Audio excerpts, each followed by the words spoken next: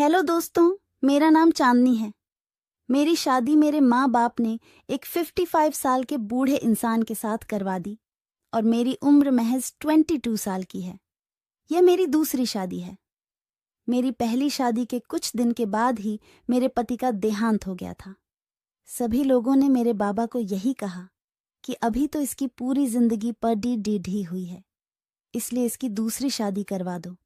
क्योंकि मैं एक विधवा थी, इसलिए मुझे कोई दूसरा लड़का डहाका नहीं मिल रहा था। इसलिए मेरे बाबा ने एक 55 साल के व्यक्ति के साथ मेरी शादी करवा दी।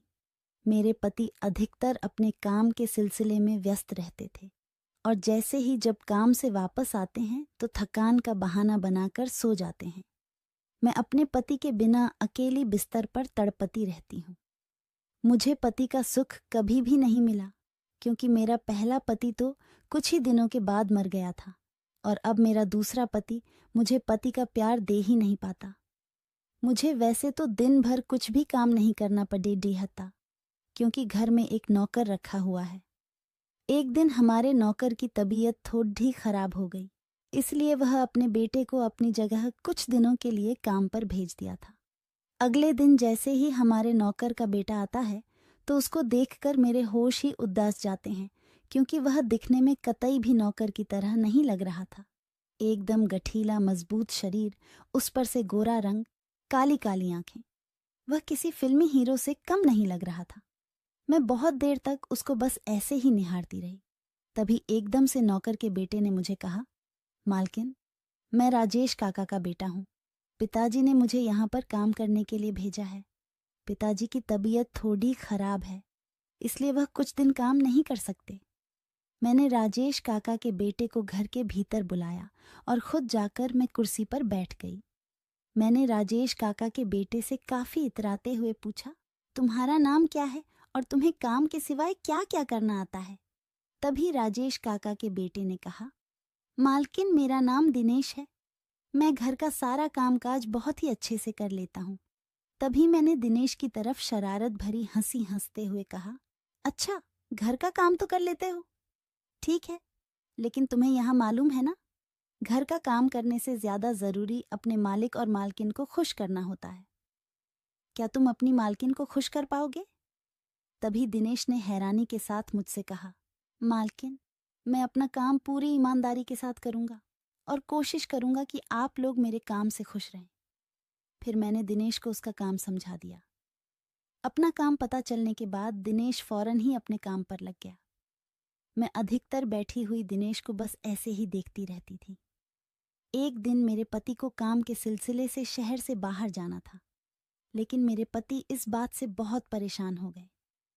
जब मैंने उनसे उनकी परेशानी की वजह पूछी तो उन्होंने मुझसे कहा कि पहले जब भी मैं काम के सिलसिले में बाहर जाया करता था तो मैं राजेश काका को तुम्हारे पास छोड़ते जाया करता था।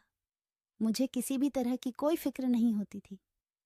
राजेश काका का नाम सुनते ही मैंने अपने पति से कहा, अरे कोई बात नहीं, राजेश काका नहीं है तो दिनेश तो है ना।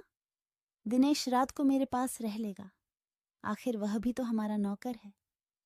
वह मेरा ध्यान रख लेगा और उसके होते हुए आप फिक्र क्यों करते हैं?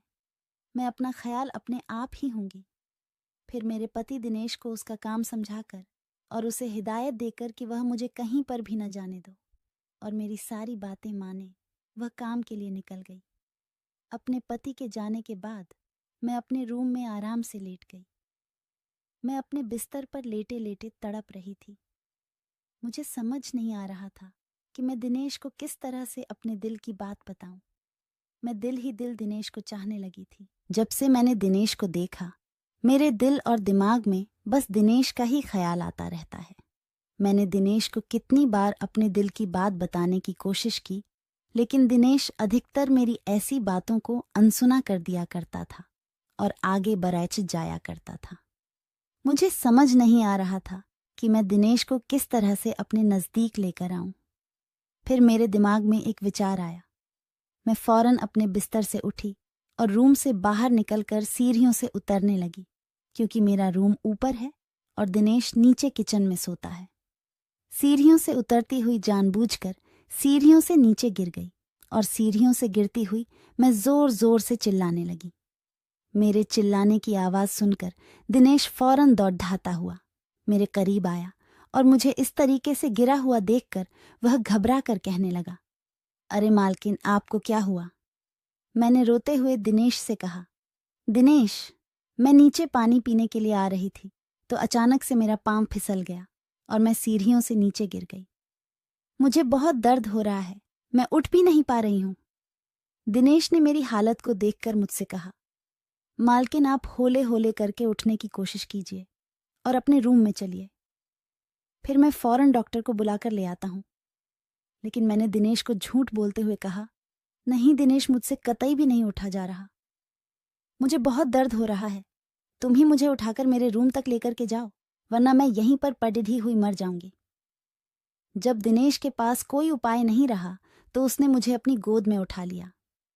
दिनेश की बाहों में मुझे ऐसा आराम मिल रहा था जैसे मेरे जन्मों की ख्वाहिश पूरी होने जा रही हो। दिनेश मुझे गोद में उठाकर एक एक करके सीढ़ियों चढ़ता जा रहा था और मैं उसकी बाहों में बाहें डाले उसके कांधे पर अपना सर रखे बस उसे देखे जा रही थी। दिनेश को देखकर ऐसा लग रहा जैसे मेरा दिनेश को इस तरीके से देखना उसे अच्छा नहीं लग रहा था।